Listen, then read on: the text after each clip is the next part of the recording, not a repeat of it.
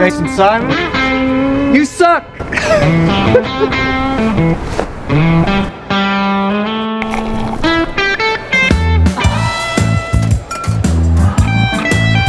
gonna fix the tap.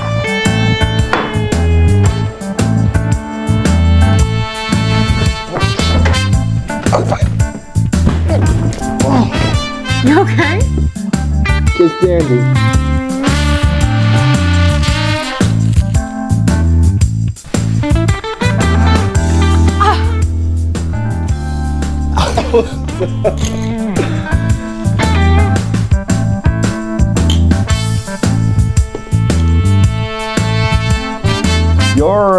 Your book is overdue, Miss Harris. Your book is overdue too. And my calculations, you owe $1,327.32. I'll have a 20.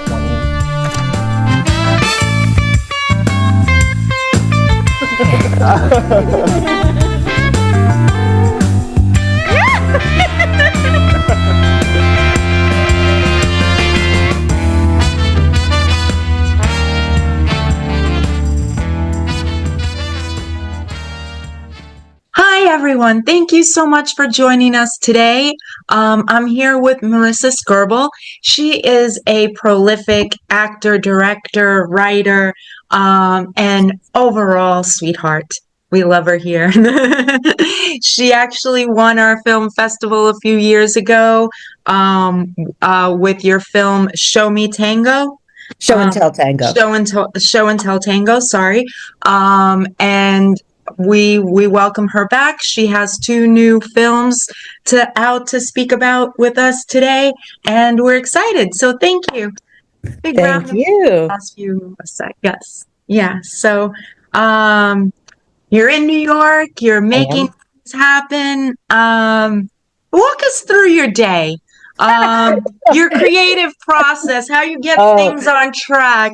Yeah. Oh, I think my creative process often starts with a promise to somebody else. Like when I get committed to something, it happens. Until somebody else jumps on board with me, I'm a little all over the place, a little ADHD in that way. One thing catches my attention, then something else does, then something else does. So whether it's co-writing something like I did with Penny for Overdue, which I directed and helped co-produce, or creating something with Janine that we had been at a film festival and sharing a room together, and we were just so caught up, and it was like, let's do something together. I'm like, I have a piece that might work for us, and the next thing I know, and she's like, yeah, let's do it. And so I did it. But I hate to admit it, I'm trying to get better at this, but I've always been very deadline driven. So when somebody gives me a deadline, or when I tell somebody I'll have something to them by a certain point, I'm great. And when it's me just thinking about, I should write today, or maybe I should do an outline, I can get lost. It gets really easy. So trying to find ways to set those deadlines for myself that I actually stay committed to is always the key. But in a way, though, I think you overshot that need, right? Because I think you found what I think is so important in film, theater, the arts, is that connection with somebody else, right? Because then it makes it tangible, right? Yeah, absolutely. As soon as, and I think one of the things that I've loved so much about film, and it's true in theater as well, but I feel like it's even more so in film, is that nature of collaboration. You to do a really good film, you have to work really well with others and communicate really well with others and trust other people to bring their best to play, and that it's going to be better than what you could do by yourself. Because it is better than what I can do by myself. When I listen to other people and take in their feedback, things get better. So you're not one of these people, I wrote these words, if you don't say them exactly like this, you're fired. No, 100% not. Like until it is in the can and edited, it is a work in progress. And if if there's a reason why it's hard to say, like, because I think maybe because I started as an actor and then became a writer and then started directing, but I feel like even as a writer, until other actors, other people are saying those words out loud, you don't understand how they live. You can hear it in your own mind in a way. And even when I say it out loud myself, but you don't discover the true rhythm and the true music of it until it's cast, until somebody's saying those lines. And I find it's happened more in theater with me than in film, but if you end up recasting something or doing a play again with a different cast, it's a different thing.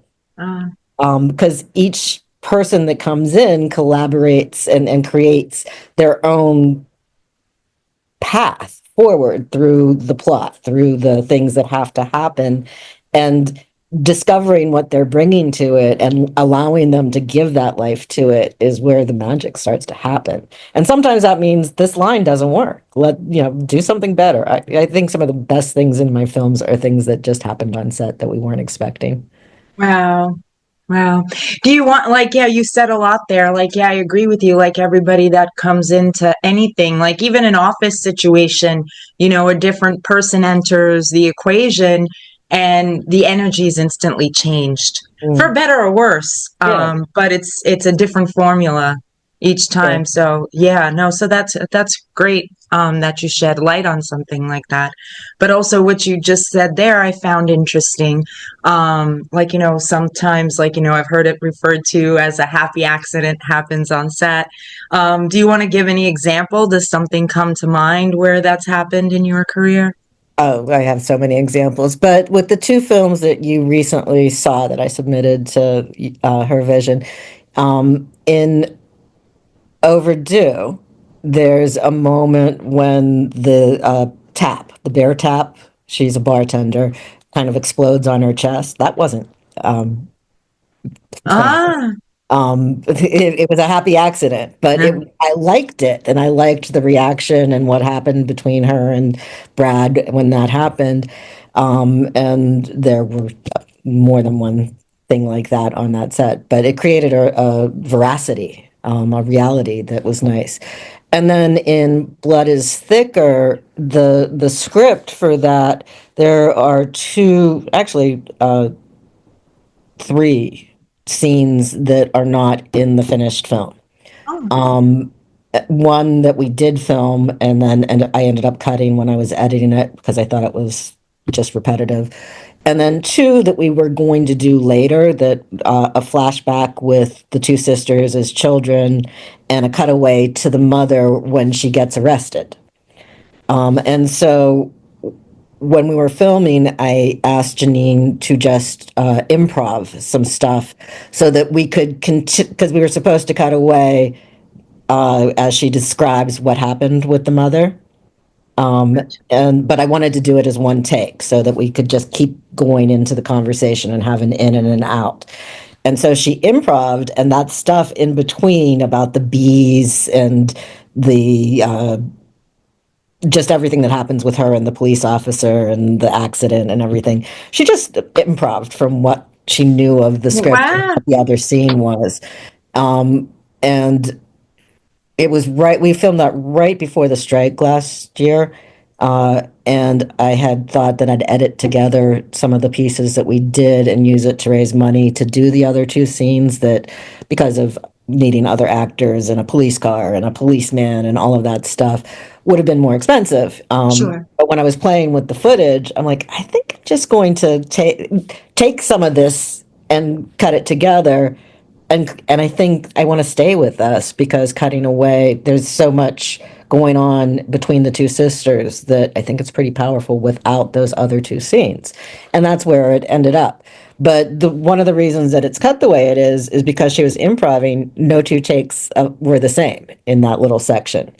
So I just I'm like, play with this until I find something I like. And it was all stuff that she came up with on set, and kind of just a happy accident as far as editing it that way. Wow. That's wonderful. That gives, like, just like editors, I think, are so highly underrated, because they're watching it. In this case, you have the advantage of being the director, writer, and actress in that film as well. But, editors are watching things just like unfold, and they could have like a perspective that was just like not even intended, when everything was happening. But, okay, so do you edit just because it's more manageable? Of course, less money to do it yourself, I would assume. Like, is that what goes into your reasoning? Or do you edit because, you want to see it unfold before you? And, I know sometimes, like, if you hire an editor, they don't want you sitting there beside them. It's distracting, suffocating, what have you. So what leads you to that decision? Well, when I decided to start learning editing and start editing, partially it was just practical. When you're doing low budget indie short films, the people that you're hiring, you're not paying them what they would make working for a network or a commercial, or, so you can get good and cheap, but it takes a long time, or you can get good and fast, but it's expensive, or you can get fast and cheap and it's not so good.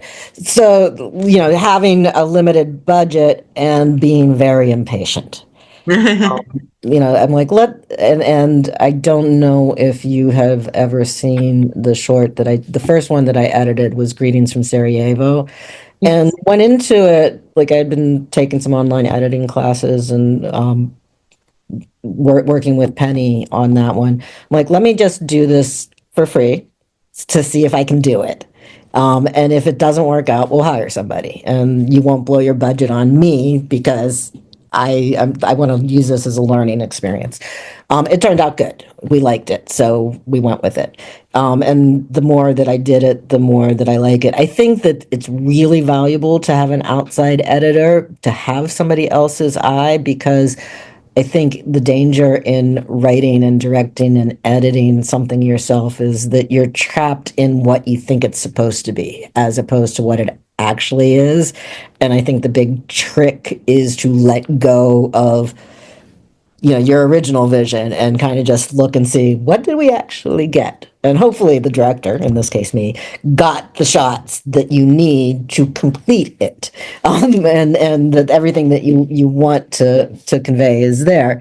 But having somebody else's eye is, I mean, even when I am editing myself, it's, I send it off to people who know the script, who don't know the script. I'm like, what are you getting? Does it work? Especially when I took out those few scenes out of Overdue. I'm like, some people had read it, and I'm like, do you think that I need to do it, or does it work as is? And other people who had no idea, asking them, do you get it? Does it work? Like, if you knew nothing else other than you just saw this film, and getting those notes and hearing them, being able to be like, yeah, you're right, this part is too long. Yeah, you're right, this cut doesn't work. Yeah, maybe there is a better option here. I think if I had unlimited budget, I'd let somebody else do it, so that I could just step in and be like, all right, great, this is what we got. Let's see if we can, because it's nice to let it go and let somebody else kind of start to see it. Although at some point, with every edit I've sat in on that I haven't edited, on things I've directed, on those final couple of cuts, I end up sitting in and helping fine tune, because it's the best way to finalize it. 4 eyes are better than 2. Yeah. Oh, that's great. No, I like, both films that you submitted are wonderful. What I noticed, no, great job. Seriously, we're honored to have you. And it's always great to speak with you. But what I noticed about, I don't know if you want to call it your style, your preference. I like to call them, like, some people call them slice of life. I call it like in the crease. It seems like really micro into the character's world. And like, it just seems like you really get in the crease, in the grit of it all, of what the characters are experiencing, and hyper to their world. Is that deliberate? Is that an influence that you pull from somewhere? How do you, and do you agree? Do you agree that's what you're doing? I don't know. Okay.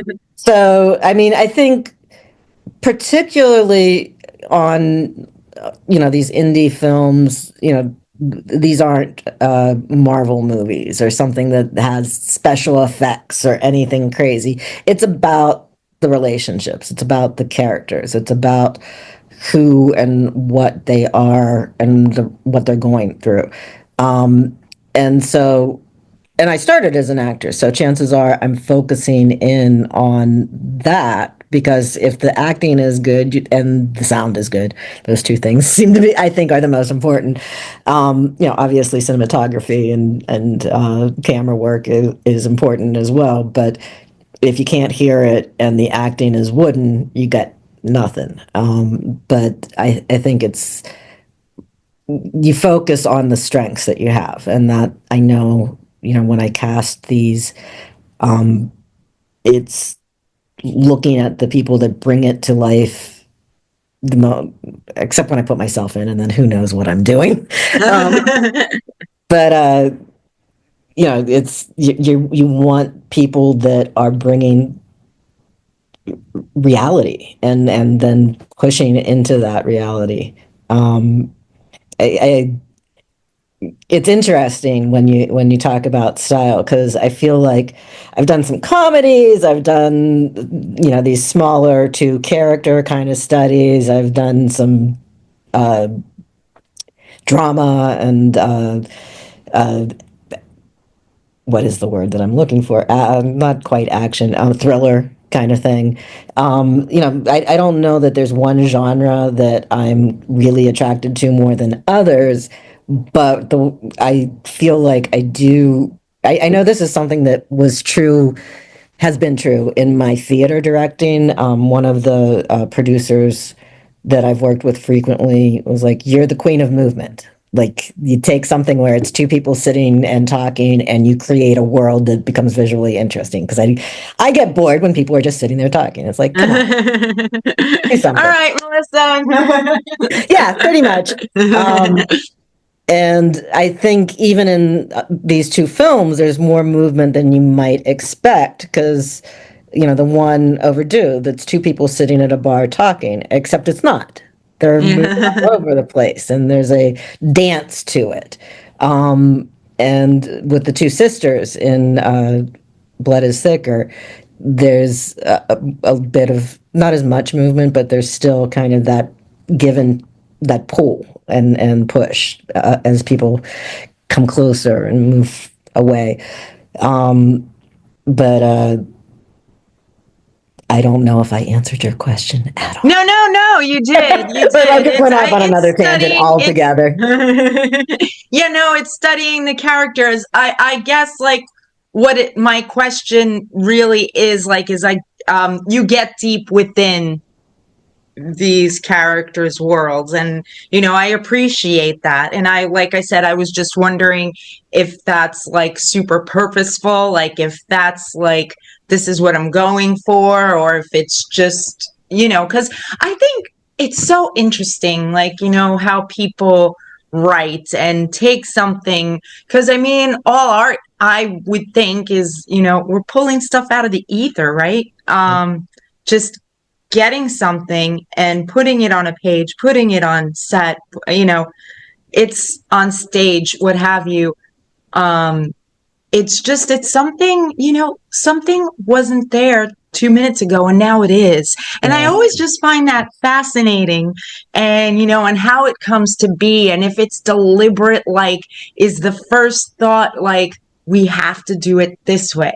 Or is that just like an inclination, just drawn? So, Yeah.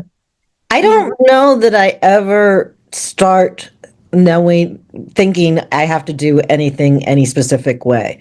I think I am so informed by the people that I'm working with. When we're doing, whether it's on set or in a rehearsal room, like I'm just watching and seeing what they're doing, and then they find a truth, and I'm like, yeah, do more of that. And just, and yeah, there's kind of a creation of the space and the physicality, but it comes from them. And I don't know that everybody works that way, but I feel like if you can find the movement that is coming from the core, from the emotion. You hurt me, so I want to run away. You touched me, so I want to move close. And whether you encourage it, yeah, you wanted to get up, go across the room, do it. Or like I saw you wanted to get up, you can't, but you really you do want to. And so you see somebody struggling with, I have to stay here and talk to you. Either way, you're pushing them further into what they already want to feel and giving them permission to do what they want to. And then with camera, it's just kind of, okay, I need you to do that again, except move your body slightly because we lost you. You're upstaging yourself. I would like to get your face instead of your back, whatever that is.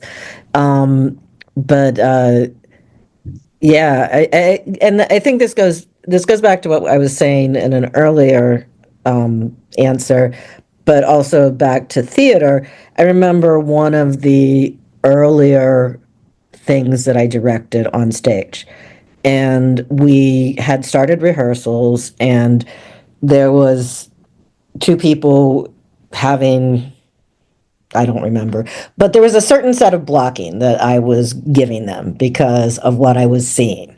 One of the people got a movie and was flying out to LA and couldn't do the show. We replaced them.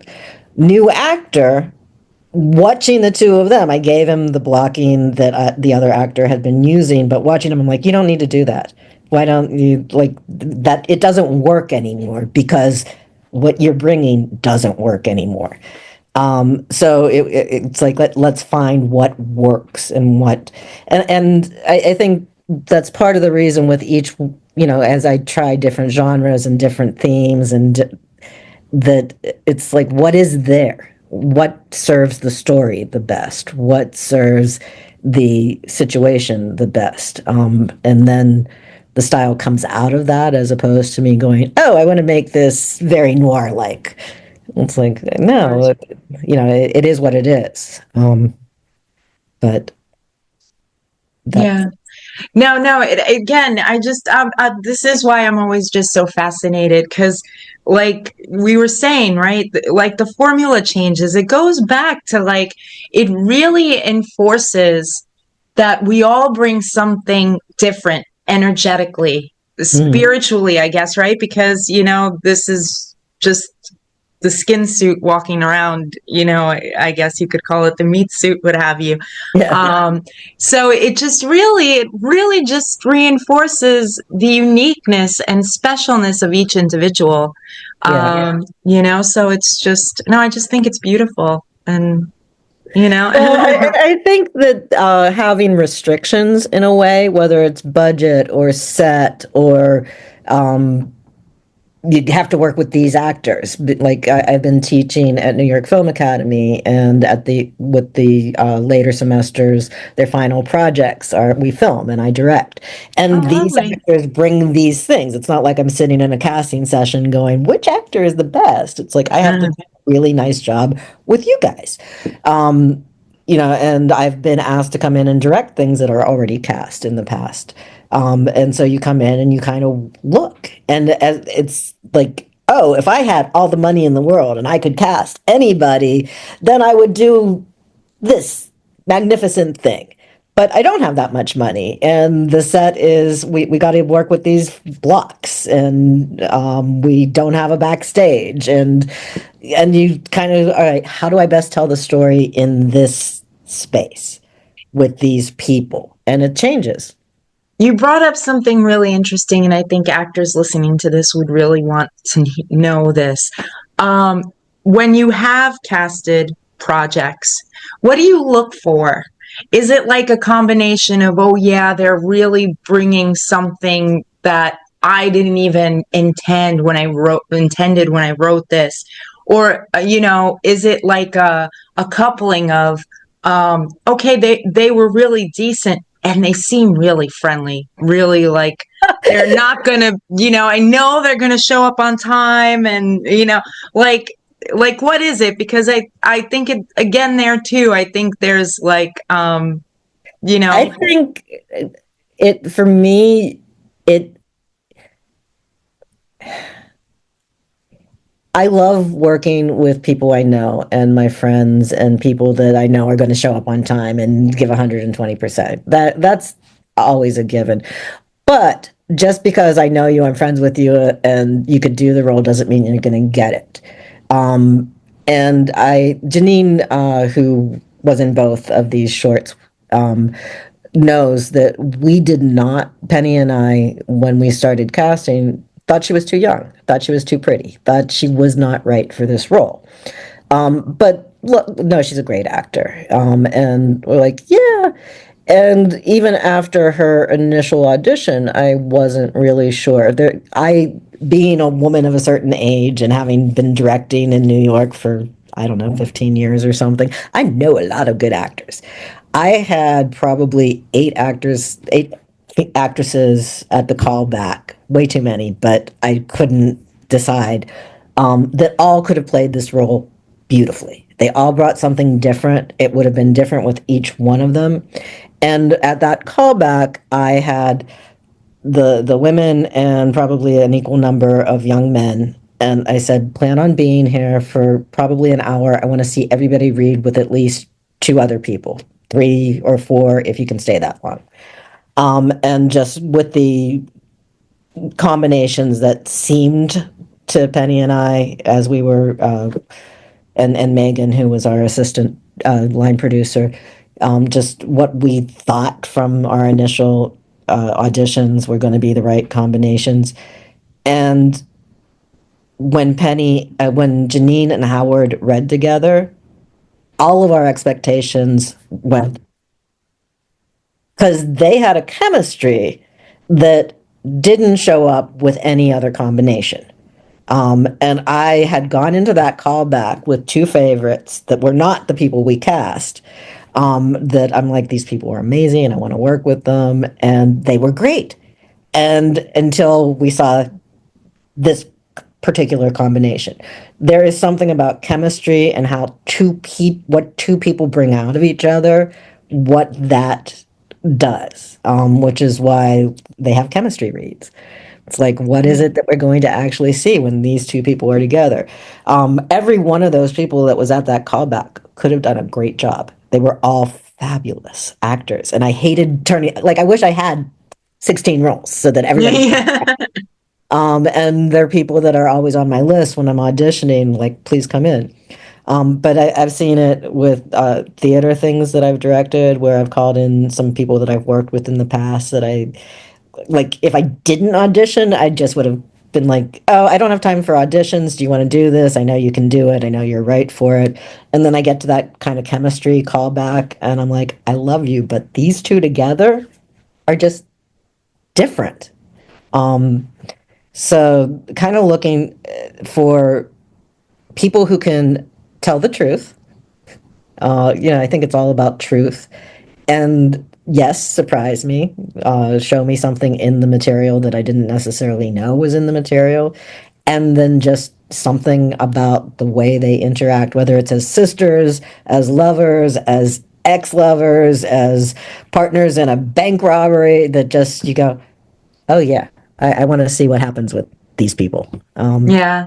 No, that was teachable as a director, as somebody doing their project too. Like, go that extra mile to have that extra 15 minutes, half hour to do that chemistry read before finalizing your decision on something. I mean, and it's Yeah. always such a puzzle. You know, I know there's a film I directed that has just started its festival circuit. It's called Her Turn, that Rachel Black Spalding wrote and produced and acted in. And you know, we're casting five other people other than Rachel, and we're waiting for one person to say yes before we go on to the next person, so that we can get the right combination. But if this person doesn't say yes, then maybe we should move on to this person, which means we want to cast this grouping, because that chemistry is so important, and you want to make sure everybody kind of works together well, and who you choose sometimes depends on who else. And the bigger the role is, the more likely you're waiting for that person before you move on to the next person. You hopefully everybody says yes. They came to the audition. They like, but not always. Sometimes something comes up and they're like, "Oh, you know what? You're shooting on a day that I didn't realize I can't do it," or "I just got a national tour and I'm leaving." Right, right. Things sometimes you can't plan for everything. It's just, Yeah, you go to. yeah. I mean, I started as an actor. You go to every audition. And you're like, yes, I'm available. Of course, I'm available. Oh, since I auditioned 2 weeks ago, I'm no longer available. Yeah, yeah, yeah. That's where it helps to be in a place like New York sometimes, right? And yeah, there's a big pool of people, and I always respect those people that are doing it in, more remote, isolated places, because you talk about having like budget restrictions over there. You might even have like, people wise restrictions, or, having to fly people in, or so yeah, no, so, luckily it all works out in the end. Yeah, that's the one thing I always feel like the right people and the right combination at the right time. Even when I've had people end up leaving a show or not being available after they already said yes. The person that replaced them, I'm not going to say they're better, that we cast the other person for a reason, but it creates something different. And I'm really glad that that's what we ended up with, because then watching it, I was like, oh, I don't know why we didn't choose you in the first place. This is awesome. uh, Always the right person at the right time. yeah, yeah, yeah. I've heard this too, the project casts the person, not Oh, yeah, draws the like that. person, not the other way around, right? Yeah. It's always yeah. Very mystical what's going on here. I Uh, remember when I was acting, when I first moved to New York so long ago, I went to a psychic, and they're like, oh, just watch the roles you're cast, and they're going to tell you something about your path. Like every role you get you're going to get for a reason. And I'm like, wow. so why am I a serial killer? I have an interesting take on this psychic stuff too. I heard somebody's interesting take, that there is a part in the Bible, I believe it's Paul the Apostle, the one who was on the road to Damascus, Mhm. and someone asked him like, oh, they were given like spirit divinations, and the woman was right who was giving, but he still like cursed her away, because that could be, demonic. Like, you don't know what voices they're tapping into, and it's kind of like a drug dealer. They'll give you a little taste, like, I'll give you some of the I truth think just that's to what this watch whole you. business is you get up on stage the first time and you get that high from being on stage, and you're like, yes, I want more. I'm not going to get more. I don't care. And then you discover, oh, I love directing. It's so much fun. Yeah, yeah, okay, I can do that. Yeah, I have to ask give you me because, more. like I said in your intro, you're very prolific. It seems like you have 100 projects going on and done 100 projects. I What's feel like I'm not doing anything these days, so it's nice that the outside world sees me as um, Hey, you submitted two great films this year, so I mean, I would think you're busy. yeah. um, I I'm wondering just real quick. Um, because I don't want to keep you too long.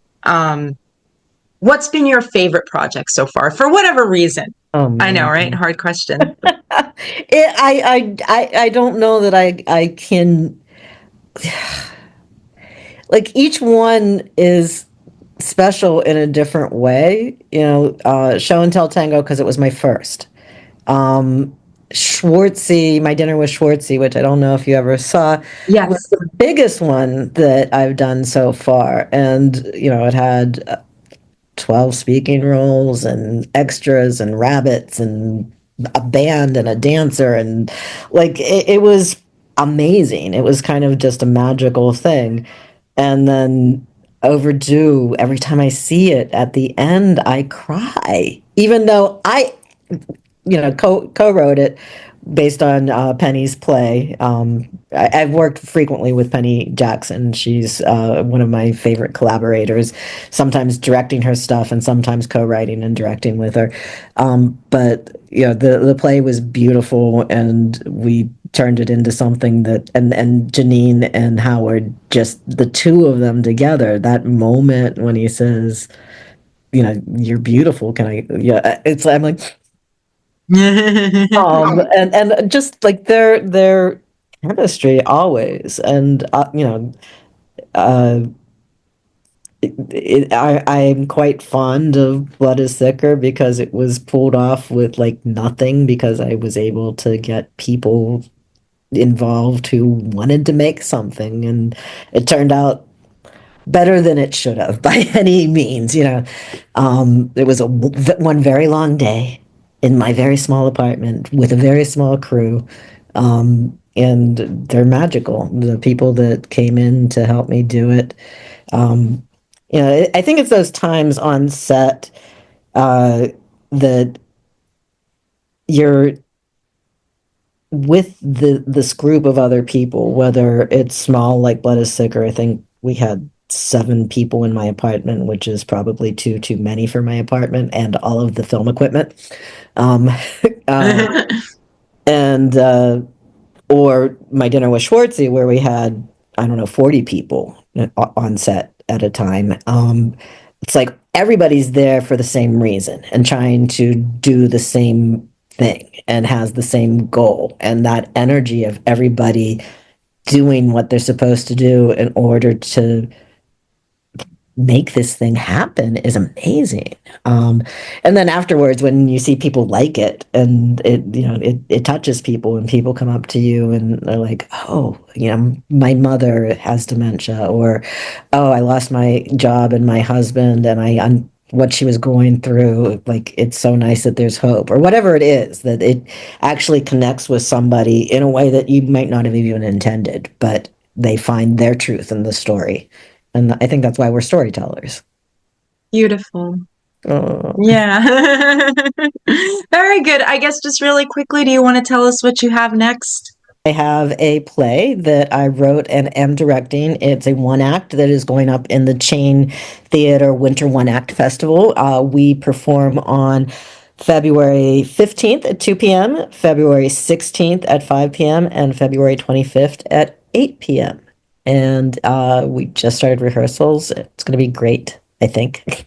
The actors are wonderful. So, it just if I may keep you longer, do you think it's true what they say? That saying about, well, a director's medium is truly film, the theater is truly a actor's medium. yes, I do.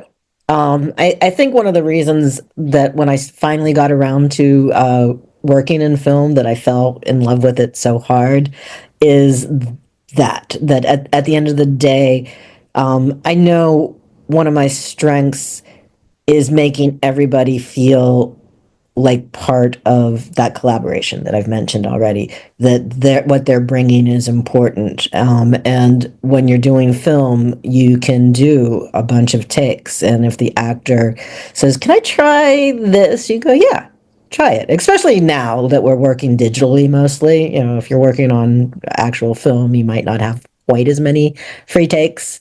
But and you get to let them play, but you choose. At the end of the day, you and the editor are choosing which part of it actually works the best. Whereas as directing theater, ultimately the lights go up, the curtain goes up, and whatever they do is what they do. And it may be what you worked on in rehearsals, and it may not be.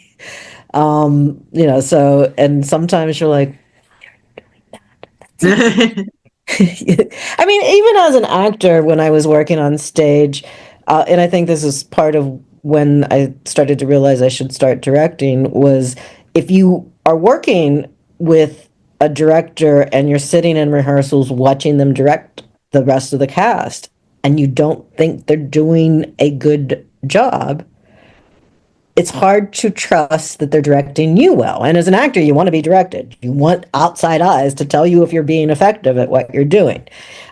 So I saw this a lot in LA, where all of the actors ended up doing their own show. It felt like they weren't communicating in the same, like they were bringing their strengths to play because I don't know what the reason was. They were inviting their agent and their manager and casting directors, and they wanted to make sure that they looked good instead of making sure that the show looked good. Interesting. But you definitely have you can't do much once, because it's not like you're going, cut, take it again. Let's go back to ones. Let's try. I like what you brought up there. I wonder what it because like obviously New York is more known for its theater and LA not so much. So I wonder if what you just hit on there is part of the reason, right? Well, don't get me wrong. I worked in theater out in LA, and there's actually more theaters in LA than there is in New York, at least at the time there was. Now, who knows? Everything's burning down. So tragic. Yeah.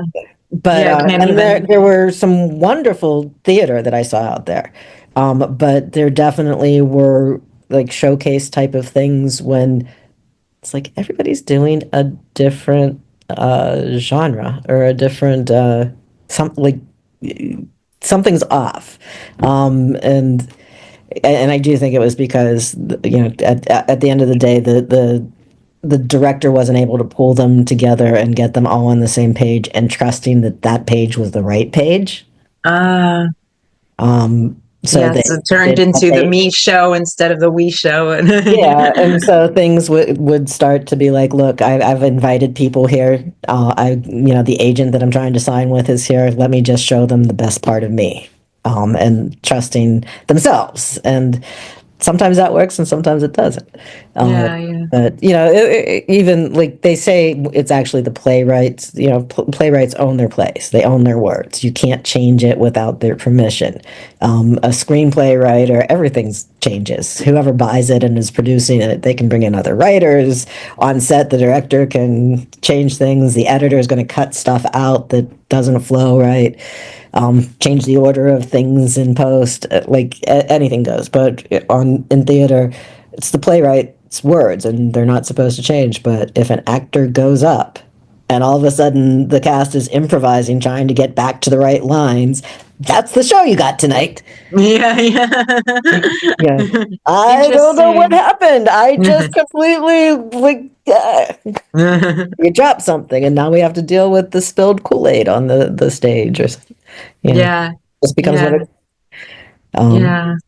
Wow. Interesting. I never thought of it from that perspective either. The playwright owns the play versus a screenplay that's basically up for grabs every moment of every step of the way.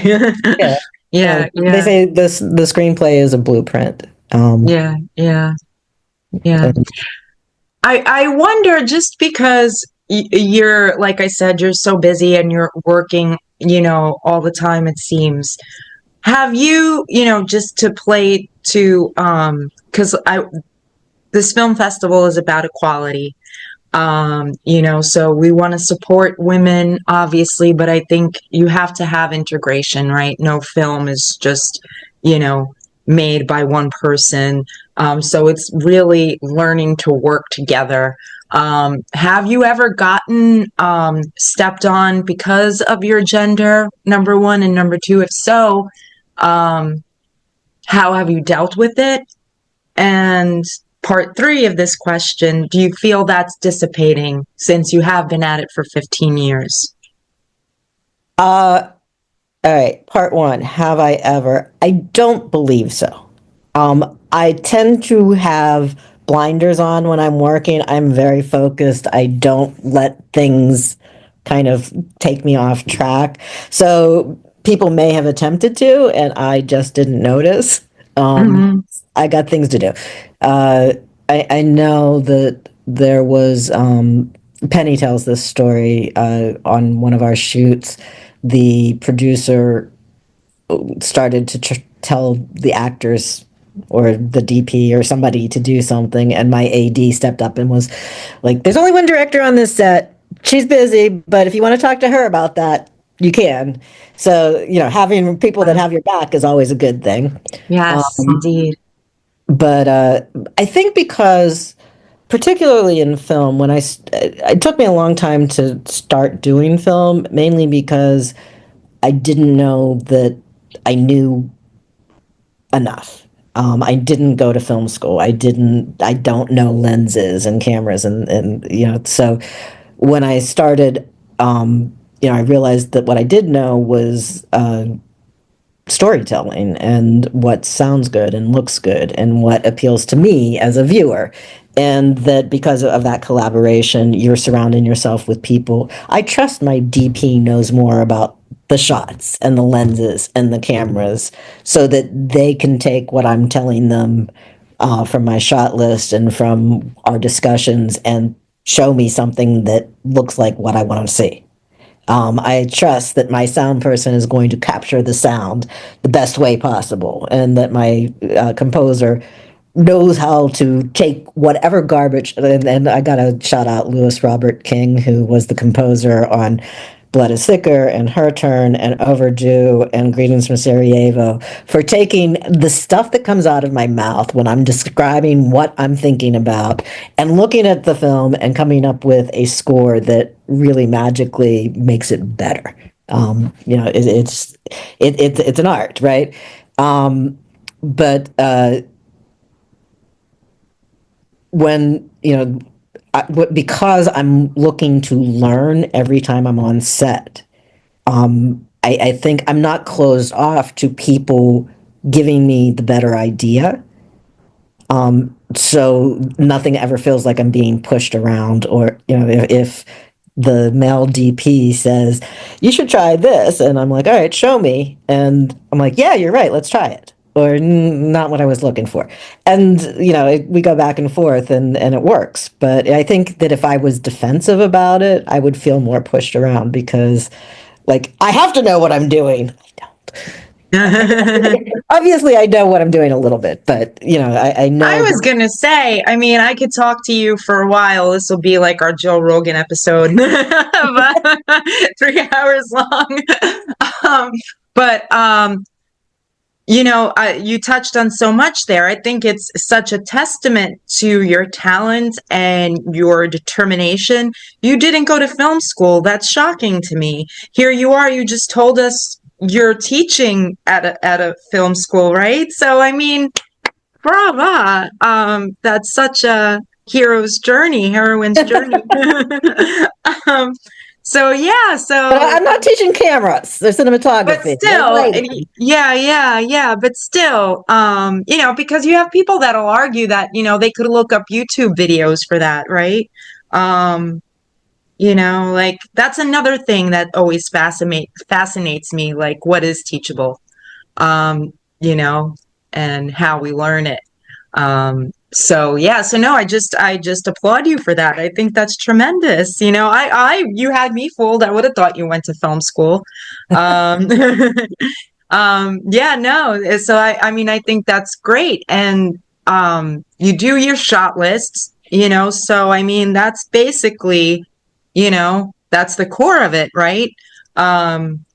Yeah, no, that's beautiful. And that's another thing that I'm glad you brought up. Yeah, your music, and shout out to our composer here for the channel, Glenn Seminelli. I hope I'm pronouncing his name right. I'm Italian, I should be able to. Um, and Neil Cipher, who did our logo.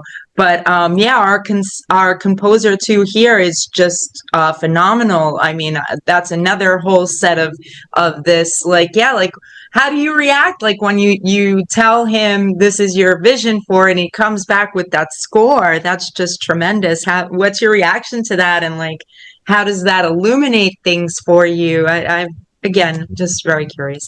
um Yeah. Well, it was interesting. Most of the time even when I'm writing, there's a music to what's going on.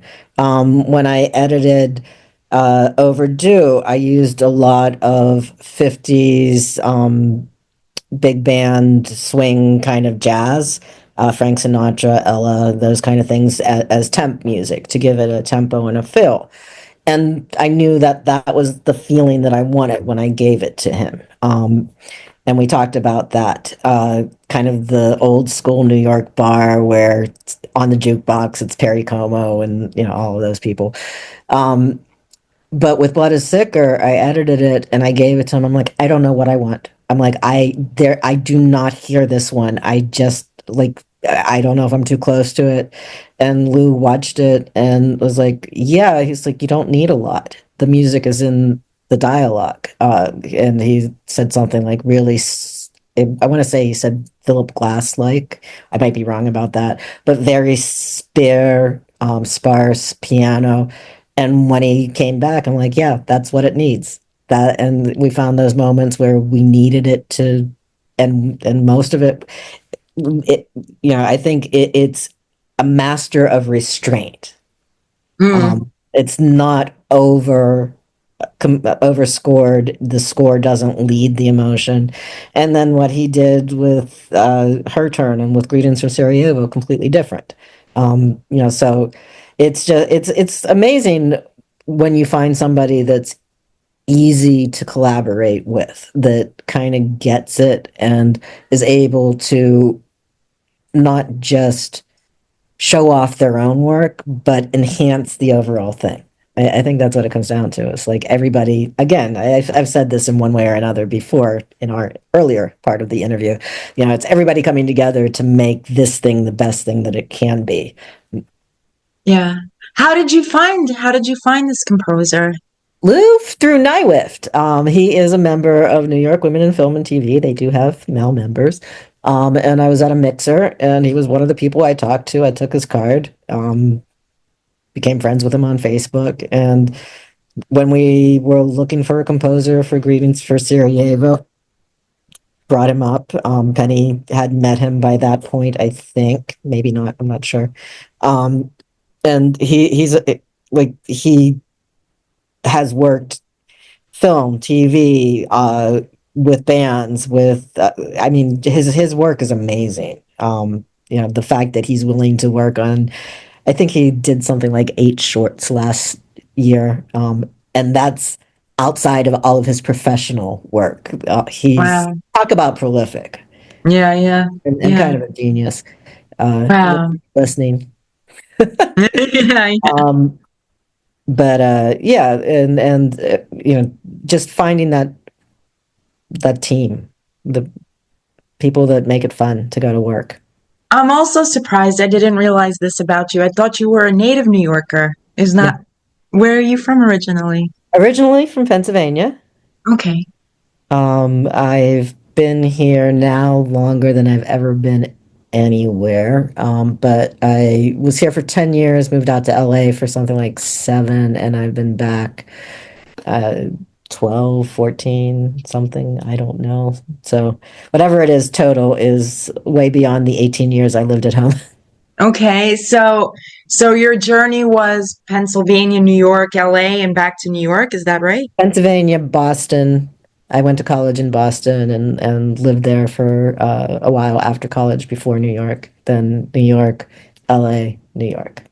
Do you kind of recommend, like, I want to ask you where your favorite is, obviously, but do you kind of recommend this for artistic people to, like, not always just stay in one spot, but like go out? Like, did you go out to kind of explore your mind? Is that what the initial you moved from Pennsylvania, like, to pursue your dreams or school?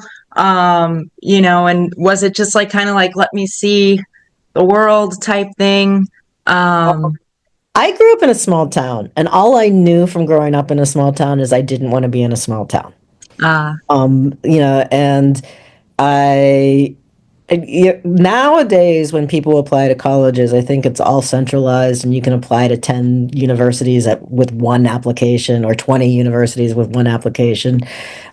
I just remember after taking my PSAT or my SAT, getting all of these flyers from and catalogs from different colleges, and not knowing anything other than and going back to that beginning, I grew up in a small town. There wasn't a lot of theater or theater people. We had one, my school was small. We did one musical every year. There wasn't a theater club, but I loved acting. But I didn't know how to become an actor. When I would look at these catalogs and like you have to go to Boston or New York or wherever to audition, I'm like, I don't know how to do that. And everybody around me was like, well, acting's not a real job. Like you should. So I decided that I wanted to major in communications. I applied to schools that had good reputation for communications. And Boston was the furthest away from home and the biggest city that I applied. ah, yeah, But yeah. they accepted me, and they're giving me a really good financial aid package, and bye. Uh, No, um, that's great. So yeah, so that so does that kind was of pretty play. much as far, like, how far away can I get, and what's the best school I can get into that is that far away. And then I remember the first couple of times that I visited New York from Boston. Um, I don't think I could have moved to New York out of high school. Like it was such a leap. But after the time I spent in Boston, I could. Because the Mm. first time I came, I'm like, how do people live here? And you're in the touristy areas. You're near Herald Square and Times Square, and it's like, oh my God, this place is insane. And then later on, you discover the Upper West Side and the Village and all of the coolness of it. But I'm like, no, I couldn't. And then finally, Boston started to feel small, and Ah, uh, New York was where I wanted to be. Had I known I wanted to do film, I would have moved to LA when I moved to New York the first time, but I wanted to do theater then. So, New York. ah, yeah, yeah. And in LA, what kind of like filled your days there? Um, Working and going to auditions, what? Oh, and again, I have such I feel like my trajectory is kind of not a very straight line. So back in the day, I don't think this is really true. I don't think it was true when I got there, but I remember when I was in college and had first moved to New York, people talking about if you moved to California and after a year you could be a California resident and you could apply to state schools, which were good, like UCLA, and get in-state tuition, and go back to school for next to nothing. It's no longer next to nothing, although it's still fairly, they're still good schools. Um, and I kind of was at the point where I was trying to figure out what I wanted to do to support my theater habit. Um, I didn't want to be waiting tables anymore. I had been temping at financial firms, Wall Street firms. Didn't want to do that. I wanted to do something I cared about. If I wasn't going to be on stage or on set, I wanted to matter. So I went out there kind of with the intention that I'll audition for a year, and continue to pursue this. And once I've been there a year and have residency, I'll go back to grad school and become something. I was thinking, I don't know, psychologist, psychiatrist, something, lawyer, something, uh, by the end of the year, I wasn't ready to go back to grad school full time. I ended up getting certified as a hypnotherapist and a life coach and doing that. And I actually ended up, I did some film, some student films, some indie films, little things like we all do. A couple of bigger things here and there, nothing really to write home about. You wouldn't have recognized me on anything. A lot of theater. I got involved with some theater companies out there. Um, and that's when I started writing and when I discovered that I liked directing. And again, it was writing plays, directing plays. When I moved back to New York, that ball started to roll. But yeah, so my days, like depending on what year it was while I was out there, it might have been going to school, or it might have been seeing clients, or and going to rehearsals in the evening, like I do, here, or going to auditions and being on set for a couple of days, or I think that's one of the nice things about being an artist, particularly a actor, writer, direct, like theater film artist. Your days are always different, unless you end up in, you get in a Broadway role and you're doing Les Miserables for 5 years and yeah. same routine day after day after day. But if you're doing a film, you might be on location in Oyster Bay one day, and then the next day you're in Jersey, and it's different. You're shooting these intense scenes today, and you're writing tomorrow, and so it's kind of. I think that's kind of fun because depending on what needs to get done. Right. It's definitely not a 9 to 5 life. Not only the locations vary, but you could be your day could be from 3 a.m. right? If your call time's at 6. I've had those call times, but if you're not making all of your living from that, and even people who were 2 years ago have been struggling since the writers' strike all of the strikes last year, and now with what's going on.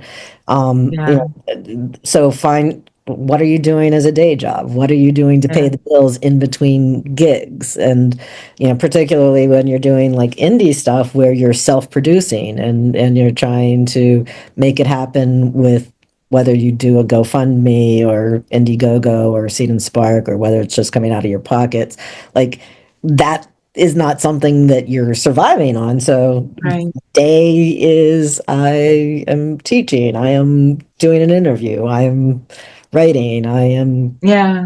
No, it's interesting because, people perceive it. Like I had a friend that I remember, like I had just started getting into acting, and I started with doing background, and, no shade on that. That sustains people's lives. But like, I remember, like, I was just like, oh, I just got a background gig on whatever show it was. And I was so excited. And he's like, oh, does that mean next time you'll buy me a car? And I'm just like, yes.